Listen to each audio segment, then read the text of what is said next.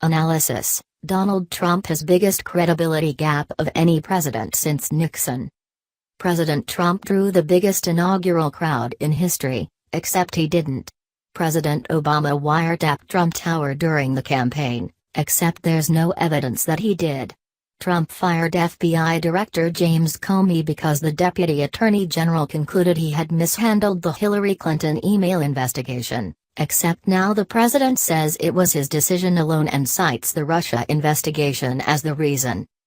On issues big and small, substantive and cosmetic, the Trump White House has failed to give accurate accounts of what happened until photographs, records, reporting and, in some cases, the president's own words provide a new version of the facts.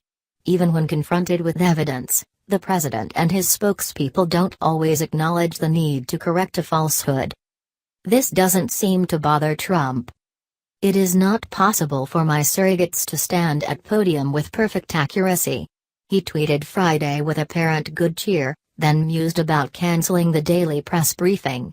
Later, Press Secretary Sean Spicer didn't make it clear whether the president was serious or joking about upending a fixture of White House operations since the Harding administration, and he wouldn't expand on a separate tweet from Trump suggesting that he might have recorded his conversation with Comey.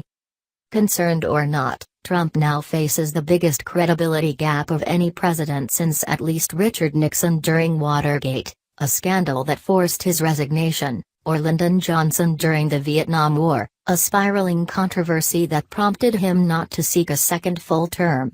For LBJ, it was the disparity between the official version of the war's course and the reporting from the front lines that added the phrase credibility gap to the political lexicon.